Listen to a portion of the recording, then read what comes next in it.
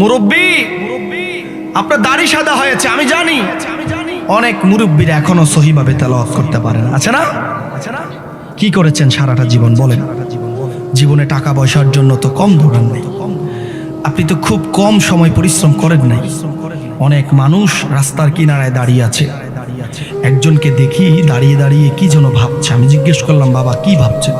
তিনি বললেন যে হুজুর, এই যে রাস্তা দেখতেছেন, এই রাস্তাঘাট তো ছিল, এখন চাইলেই অটো করে এখান থেকে মুরাদনগর বাজারে যাওয়া যায়, 10-20 মিনিট লাগে। কিন্তু আগে 20 মিনিট আমরা কল্পনাও করতে পারতাম না। এখান থেকে ক্ষেতের মাঝখান দিয়ে হাঁটা ধরতাম, হাঁটতে হাঁটতে যাইতাম 1-2 ঘন্টা লেগে যেত হুজুর। শুধু এমনি হাঁটতাম না, মাথায় একটা পূজা থাকতো, ঘাড়ের মধ্যে ভার থাকতো। এতটুকু পরিশ্রম করে করে কিন্তু আপনার যৌবনটাকে কাটিয়ে আপনি বৃদ্ধ বয়সে উপনীত হয়েছেন।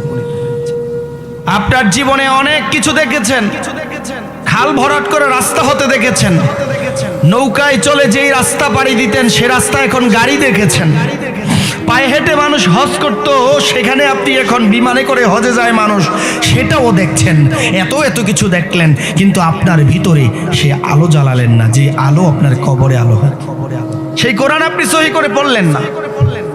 শুধু মুরব্বীদের কি বলবো, আপনি জানেন আপনার দাড়ি যেদিন পেকেছে, যেদিন আপনার দাড়িটা সাদা হয়েছে, সেদিনই আপনার লাস্ট সিগন্যাল এসেছে মৃত্যুর জন্য। এরপরে আর কোনো সিগন্যাল নাই।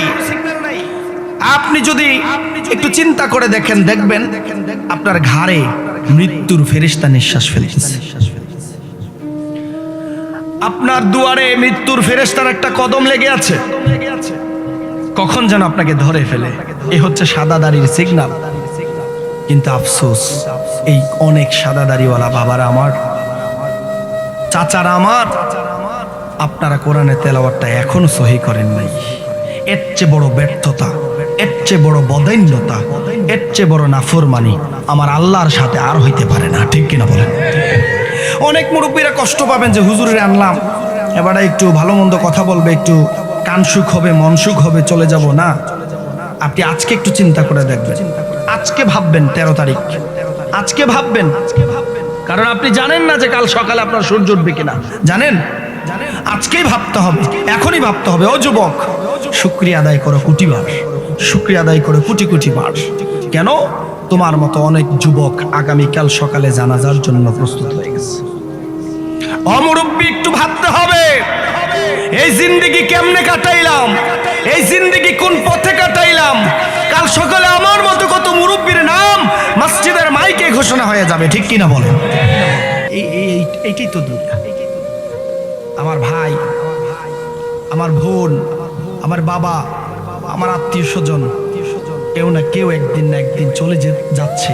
আমি আছি রঙের ঘোড়া দৌড়াচ্ছি, যা মন চায় তা করতেছি, আরাম খাইতেছি, অন্যায় করছি, মানুষের উপর জুলুম করছি, খারাপ মানুষের পেছনে থাকছি, ভালো মানুষ আমাদের মজা লাগে না, ঠিক কিনা বলেন?